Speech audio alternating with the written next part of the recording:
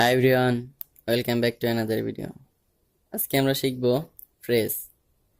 তো ফ্রেজ শেখার জন্য আগে আমাদের জানতে হবে ফ্রেজ কি, কাকে বলে এবং কত প্রকার। তো প্রথমে আমরা জানবো ফ্রেজ কি।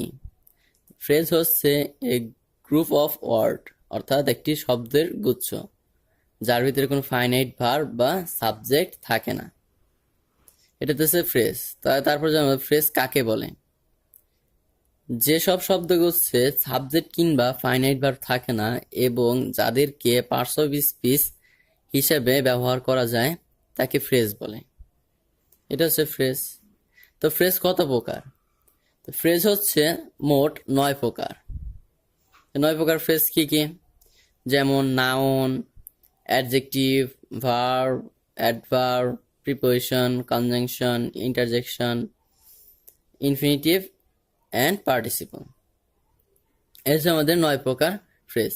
এই 9 প্রকার ফ্রেজকে একটু সহজে মনে রাখার জন্য আমরা যে পার্টস অফ স্পিচ পড়েছি ওই পার্টস অফ স্পিচ থেকেই মনে রাখতে পারি। যেরকম আমরা পড়েছি যে পার্টস অফ স্পিচ 8 প্রকার। ওই 8 প্রকার পার্টস অফ স্পিচকে যদি দেখি যে ওইখান থেকে শুধু প্রোনাউনটা বাদ দিলে ওইখানে আমার 7টা থাকে। তো 7টা থেকে ওইখান থেকে 2টা যোগ করবো, একটা ইনফিনিটিভ আর একটা হচ্ছে পার্টিসিপল। এই হচ্ছে আমার মোট 9 প্রকার ফ্রেজ। এইভাবে মনে রাখতে পারি সহজে। তো এটা হচ্ছে আমার ফ্রেজ। এখন আমরা এই ফ্রেজ নিয়ে বিস্তারিত আলোচনা করব। তো প্রথমে হচ্ছে আমাদের নাউন ফ্রেজ। তো নাউন ফ্রেজটা কি? তো নাউন ফ্রেজ হচ্ছে যে শব্দগুচ্ছ নাউনের মতো কাজ করে বা নাউনের কাজ সম্পন্ন করে তাকে নাউন ফ্রেজ বলে। যেমন হচ্ছে Dhaka is the capital city. Dhaka is the capital city. এই দ্য ক্যাপিটাল সিটি এটা হচ্ছে একটা ফ্রেজ, অর্থাৎ এটা হচ্ছে একটা noun phrase. Dhaka is the capital city. তাহলে দ্য ক্যাপিটাল সিটি এটা হচ্ছে একটা নাউন ফ্রেজ। এই 3টা ওয়ার্ড মিলে একটা ফ্রেজ হচ্ছে, আর সেটা এই ফ্রেজের নাম হচ্ছে নাউন ফ্রেজ। তাহলে এটা হচ্ছে নাউন ফ্রেজটা। তারপর আসছে আমাদের অ্যাডজেক্টিভ ফ্রেজ। অ্যাডজেক্টিভ ফ্রেজটা কি? অ্যাডজেক্টিভ ফ্রেজটা যে শব্দগুচ্ছ অ্যাডজেক্টিভের কাজ সম্পন্ন করে তাকে অ্যাডজেক্টিভ ফ্রেজ বলে। অর্থাৎ যে নামগুলো আছে সবগুলো তার নাম অনুসারে কাজ সম্পন্ন করবে। তাহলে অ্যাডজেক্টিভ ফ্রেজ যেমন কি হয়? It is easy to say. তাহলে ইট ইজ, তাহলে ইজি টু সে, তাহলে ইজি টু সে এটা হচ্ছে একটা ফ্রেজ।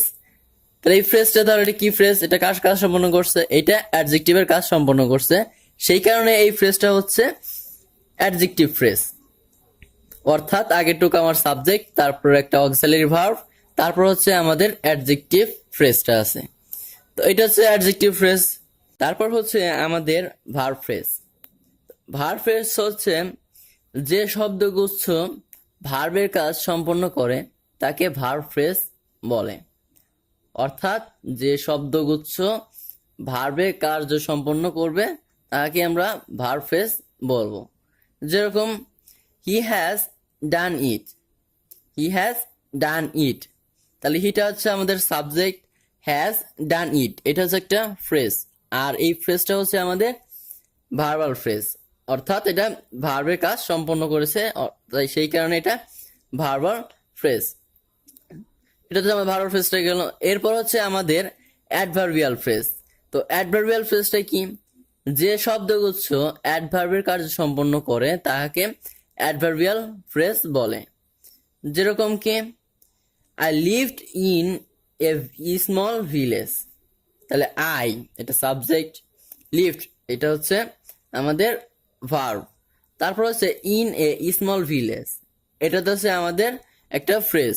এই 4টা ওয়ার্ড মিলে একটা হচ্ছে আমাদের ফ্রেজ হয়, হচ্ছে এখানে হয়েছে।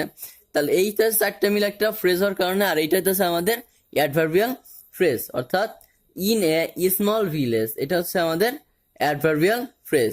এটাকে ভার্বকে মডিফাই করেছে। আমরা জানি যে অ্যাডভার্বের কাজ ভার্ব, অ্যাডজেক্টিভ, অন্যান্য অ্যাডভার্বকে মডিফাই করা। তাহলে হচ্ছে এই জিনিসটা অ্যাডভার্বিয়াল ফ্রেজ। এরপর হচ্ছে আমাদের প্রিপোজিশনাল ফ্রেজ। তো প্রিপোজিশনাল ফ্রেজটা কি? প্রিপোজিশনাল ফ্রেজটা হচ্ছে যে শব্দগুচ্ছ প্রিপোজিশনের কার্য সম্পন্ন করে তাকে প্রিপোজিশনাল ফ্রেজ বলে। যেমন কি?